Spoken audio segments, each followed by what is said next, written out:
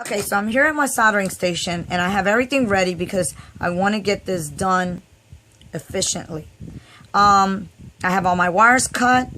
This is 0.5 millimeter solder wire that I just got from Adafruit. The first thing you want to do when you are at your soldering station is have a fan running because you do not want to breathe those terrible fumes. And at first they won't seem like they bother you, but after a while they will. So you want to tin your soldering iron. I never understood why, but it's so that your tip is nice and clean when you go to solder, or the solder won't stick to your components.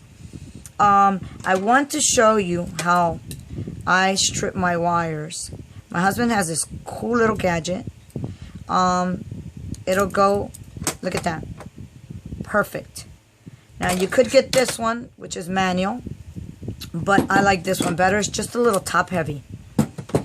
And I measured out all of my wires so that I can get it done fast. So what I want to do is, you need to tin your wires.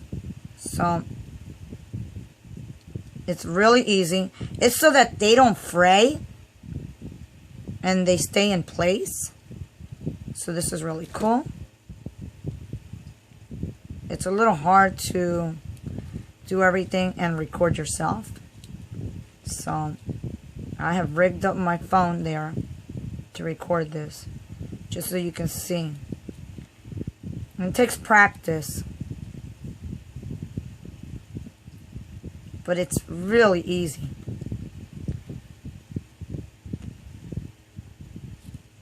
So I tin my wires. This solder's pretty good. Okay, so now I have that done. So what I did was, I auditioned the Gemma on the NeoPixel ring. I want to use the least amount of wires, and in order to do that, what I had to do was I auditioned it, and the closest one that I can get back to back is the data out from the Gemma to the data input on the NeoPixel ring. And so that's the one that I'm going to do first. And that is this tiny wire. I put a little too much on there. Okay, so I'm going to do the NeoPixel ring first.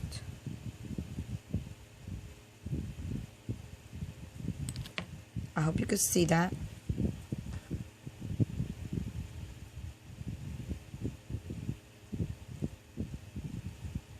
It's really easy once you know how. See? You want to fill in that hole.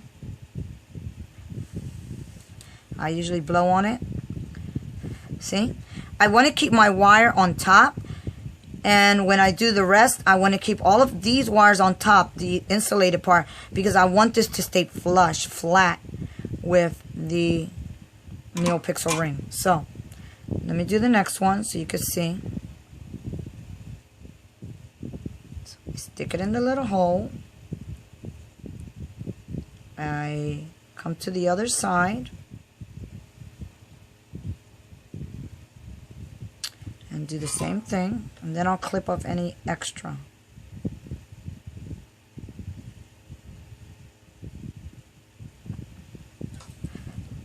That was fast. And you can use your wire cutter, or I have always used my little scissors, but let's use the wire cutters. Look how nice that looks. And then I'm going to do the rest the same way. I'm going to put a little bit of tape, scotch tape, now that I did the first one here, so it doesn't, you know what? No, I'm not, because I want to be able to move it around. So the next one that I'm going to do is the ground. And I'll tell you why. I need this ground to come around, see? So I have to bring it like that. Then I'll have it come around the ring, or actually the Gemma. So there's my ground over here, see? So let me solder this on here.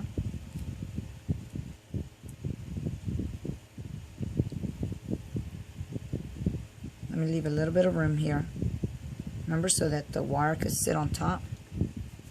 That's the reason I didn't put the Scotch tape. I had auditioned it earlier with the Scotch tape, but then I forgot that I am going to be soldering and I need it to move around.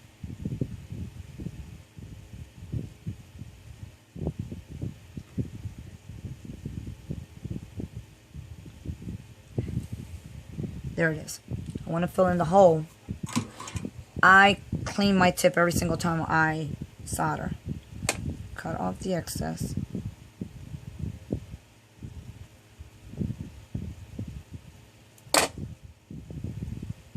And I'm going to put a little bit on the front just to reinforce it.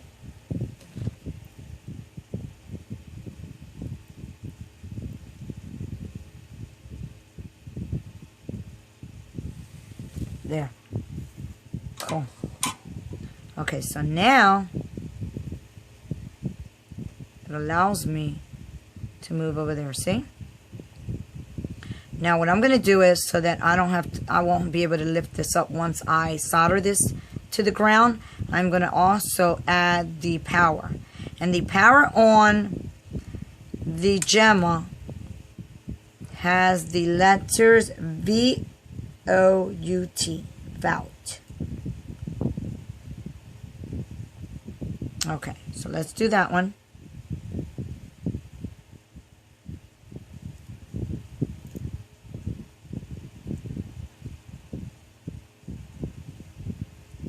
See, so that I can flip all of these over. Let's see if you can see that there.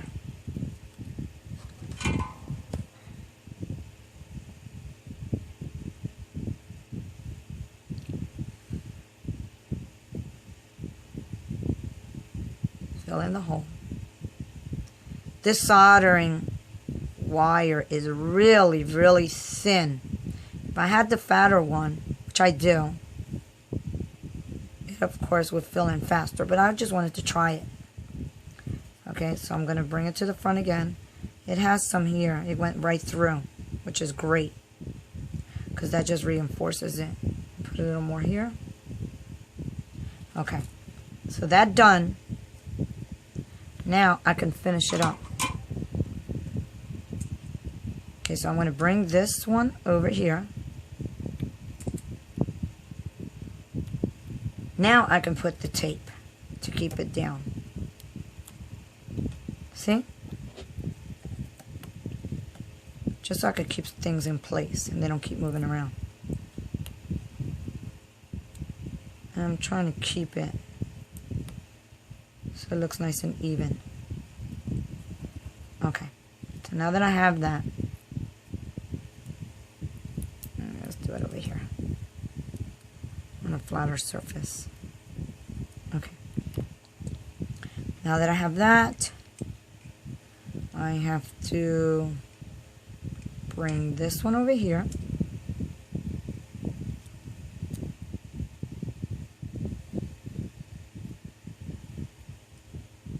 Oh, this needs to be tinted a little more, see? Because if not, it's not going to go in right.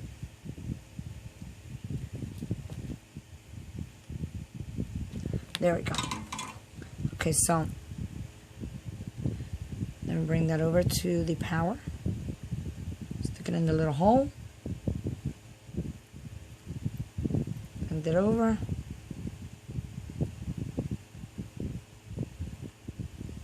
And you can see that. I'm trying to. And now I will add the solder again.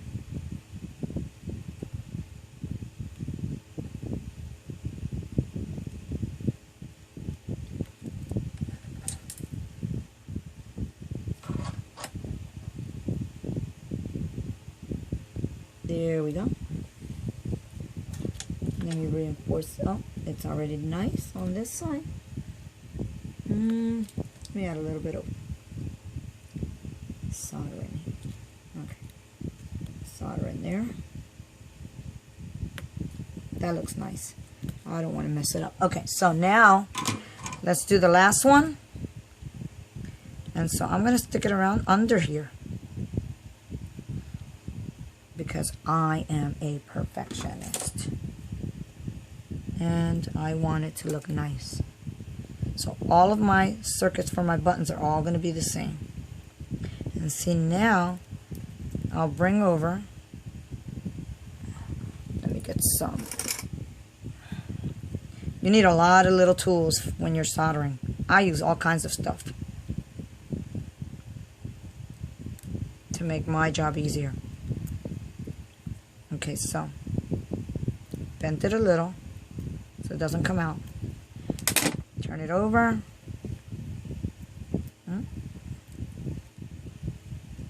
See it come out? Okay, that's because the wire is not long enough. But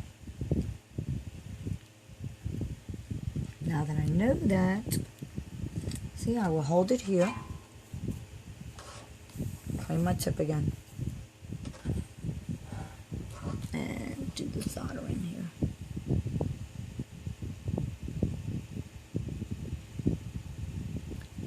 Look how fast that was. That's too cool. Let me put a little bit over here because I have a little gap. And I don't want my wires to break.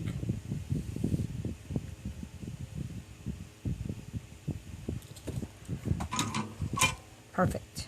So, here we go. Let's take the tape out. I can still move it around. Isn't that cool? Now, let's see. Okay, so that is working. Okay, so there is no code right now, so of course they're not going to light up. But that looks really nice. And there's the logo. That's going to be my button. See? And it sits really nice in there. All I'm going to need is a backing that can cover that.